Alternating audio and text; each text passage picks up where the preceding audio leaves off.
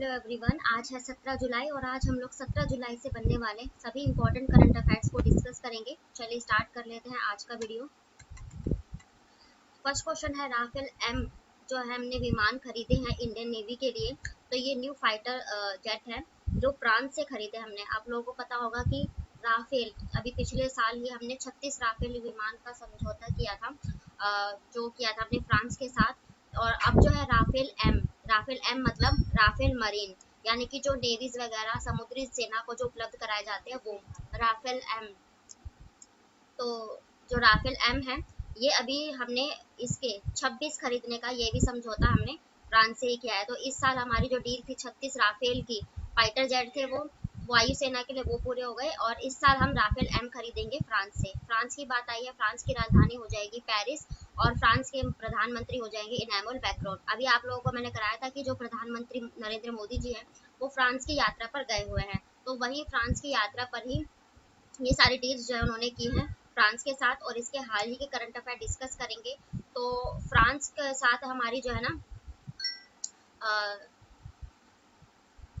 एक second, France के साथ जो हमारी है शक्ति, अरुण, वरुण और गरुड़ एक्सरसाइज, ये सारी जो हमारी एक्सरसाइज होती है ये फ्रांस के साथ होती है।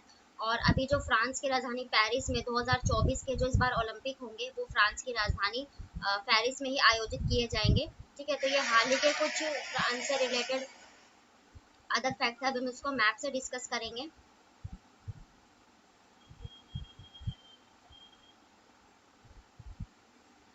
तो ये वर्ल्ड मैप में आपको फ्रांस की लोकेशन यहाँ पर दिखाई दी जाएगी, फ्रांस जिसकी राजधानी हो जाएगी पेरिस। और मैंने आपको बताया ये जो स्विट्जरलैंड आपको देश दिखाई दे रहा है, तो फ्रांस और स्विट्जरलैंड की जो सीमा है यहाँ पर जूरा पर्वत स्थित है।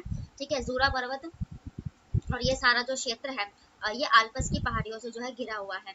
और अदर फैक्ट डिस्कस करें तो स्पेन और नीचे यहाँ पर मोरक्को मैंने आपको कराया हुआ है, ये यहाँ पर नीचे अफ्रीका महाद्वीप पड़ जाता है, यहाँ पर ये यूरोपीय महाद्वीप। तो यूरोप महाद्वीप और अफ्रीका महाद्वीप को कौन सी जल संधि अलग करती है? तो यहाँ पर जिब्राल्टर जल संधि आपको दिखाई दे रही होगी, अलग करती है, या फिर कह सकते हैं स्पेन और मोरक्को को जिब्राल्टर जल संधि अलग करती है।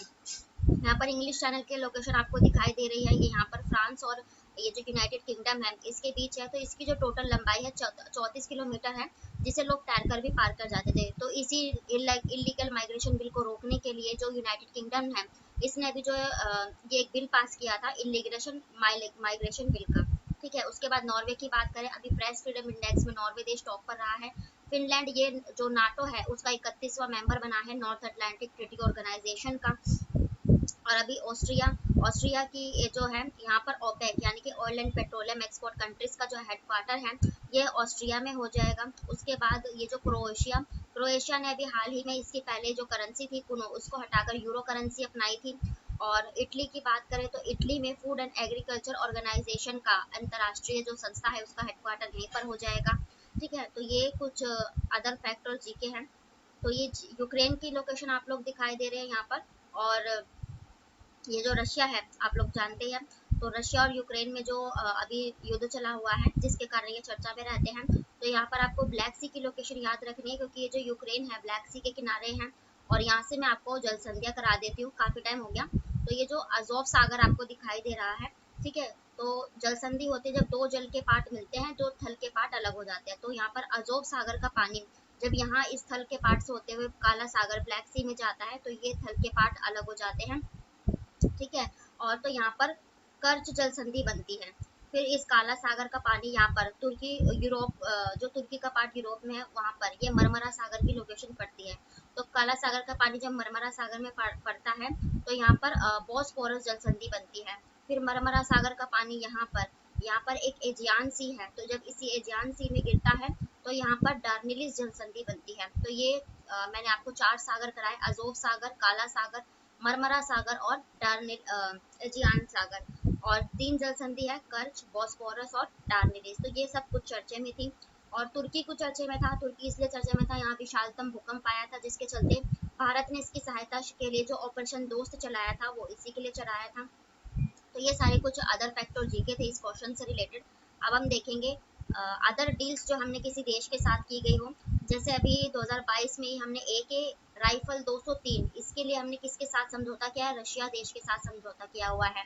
ठीक है। और फिर एक रोमियो नाम के जो हेलीकॉप्टर है, ये हमने अमेरिका के साथ डील की थी। तो ये कुछ डीलें हमारी अदर देश के साथ हैं। अब नेक्स्ट क्वेश्चन है, मोदी जी को पहले भारतीय जिसे फ्रांस ने अपने highest civilian award grand cross से सम्मानित किया है। तो नरेंद्र मोदी जी अभी फ्रांस की यात्रा पर थे, मैंने आपको बताया, वहीं पर इनको जो है ना अपने ग्रैंड क्रॉस अवार्ड से भी नरेंद्र मोदी जी को सम्मानित किया है फ्रांस ने। फ्रांस के जो ये प्रधानमंत्री इमैनुअल मैक्रोन, इन्होंने किया है। अब अदर देश की बात करेंगे तो अभी नेपाल ने भी अपने हाईएस्ट सिविलियन अवार्ड से इन्हें सम्मानित किया हुआ है। भूटान ने इन्हें हाईएस्ट सिविलियन अवार्ड से सम्मानित किया है। अभी ये इजिप्ट की यात्रा पर थे, वहां पर भी इन्होंने उनको अपने हाईएस्ट सिविलियन अवार्ड से सम्मानित किया। फिर यहाँ पर मैंने आपको फिजी देश बताया था, तो फिजी ने भी अपने हाईएस्ट सिविलियन अवार्ड से सम्मानित किया हुआ है। फिर पापुआ न्यू गिनी, इस द्वीपीय देश ने भी इन्हें अभी अपने हाईएस्ट सिविलियन अवार्ड से सम्मानित किया है। तो ये सारे कुछ देश है जिन्होंने नरेंद्र मोदी जी को सम्मानित किया है। और अभी जस्ट मैंने आपको कल परसों ही कराया होगा कि लोकमान्य तिलक अवार्ड, जो प्रतिष्ठित अवार्ड सम्मानित किए गए हैं, ये भी नरेंद्र मोदी जी को सम्मानित किया गया है। तो ये कुछ सम्मान से रिलेटेड फैक्ट है। अब देखते हैं हम नेक्स्ट क्वेश्चन। नेक्स्ट क्वेश्चन है, इंपॉर्टेंट है। हम चंद्रयान 3 लॉन्च हुआ, आप लोग सभी जानते हैं। तो चंद्रयान 3 से जितने भी जानकारी बनने वाले हैं उन सभी को डिस्कस करेंगे। तो चंद्रयान 3 ये कब लॉन्च किया गया, डेट इसकी इंपॉर्टेंट है, 14 जुलाई 2003 को 14:35 यानी कि जो ये 2:35 पर ये लॉन्च किया गया है। कहाँ से, तो ये एसडीसी यानी कि सतीश धवन अंतरिक्ष जो केंद्र है श्रीहरिकोटा, कहाँ पर है ये, आंध्र प्रदेश से, वहां से ये लॉन्च किया गया है चंद्रयान 3।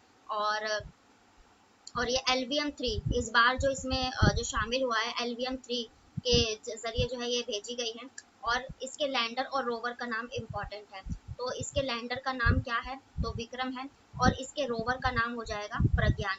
और इसमें आप लोग ये इम्पोर्टेंट याद रखना कि पिछले साल जब 2019 में चंद्रयान 2 लॉन्च हुआ था, उसमें विक्रम लैंडर था, रोवर प्रज्ञान ही था, और एक ऑर्बिट भी लॉन्च किया गया था। तो इस साल जो है एक नया ऑर्बिट नहीं लॉन्च किया गया, पुराना ही ऑर्बिट जो है इस मिशन में लॉन्च किया गया है। तो सिर्फ आप लोग विक्रम और रोवर याद रखेंगे जो है, और ऑर्बिट इस साल शामिल नहीं किया गया है नया। ठीक है, तो ये है इम्पोर्टेंट। और इस चंद्रयान 3 मिशन की जो अध्यक्ष है, जिन्होंने सारा प्रभार संभाला है, तो ये हो जाएंगी रितु खारदेल। ये चीफ साइंटिस्ट है, नासा की है, साइंटिस्ट है एक। तो इन्होंने ही चंद्रयान 3 मिशन का प्रभार संभाला हुआ है। और एक आपने मंगल मिशन सुना होगा, जब मार्स मार्स ऑर्बिट मिशन ये शुरू किया गया था, मंगलयान मिशन, तो उसमें भी ये कार्यरत रह चुके हैं खारदेल। तो इन्होंने इसकी जो है अध्यक्षता की है। तो ये चंद्रयान 3 से रिलेटेड इम्पोर्टेंट करंट अफेयर्स थे। अब हम अदर जो है चंद्रयान 1 और 2 डिस्कस करेंगे, क्योंकि इम्पोर्टेंट क्वेश्चन है। तो जो चंद्रयान ये जो फर्स्ट है, अब ये भी लॉन्च किया गया था। तो ये एक सेकेंड, 22 तारीख को ही लॉन्च किया गया था। ठीक है। और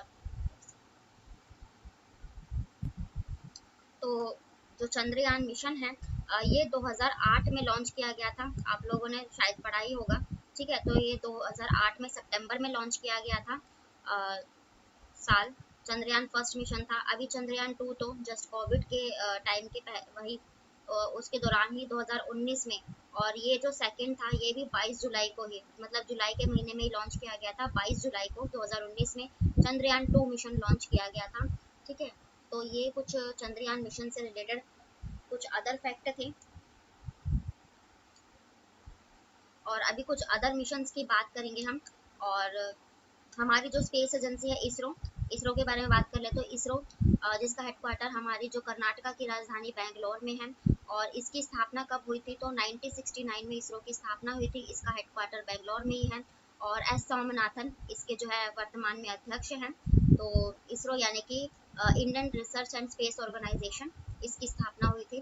तो ये सारे कुछ थे। और अभी हाल ही में जो भारत है वीनस मिशन पर भी काम कर रहा है। ठीक है, फिर एक आदित्य 1 L1 मिशन, यानी कि ये सूर्य का मिशन है आदित्य 1, तो इस पर भी काम कर रहा है। 2023 में इसकी लॉन्चिंग होगी। तो वो सारे मैं आपको करा दूंगी। तो ये इंपॉर्टेंट फैक्ट थे चंद्रयान मिशन से रिलेटेड। तो ये थे आज के आपके डेली के करंट अफेयर्स। और इनसे जितने भी अदर फैक्ट या जीके बन सकते हैं, उन सभी को मैंने कवर करने की कोशिश की है। तो वीडियो पसंद आए तो प्लीज़ लाइक करें, चैनल को भी सब्सक्राइब करें ताकि नोटिफिकेशन आप तक पहुंच सके। फिर मिलते हैं नेक्स्ट वीडियो के साथ, तब तक के लिए बाय, राधे राधे।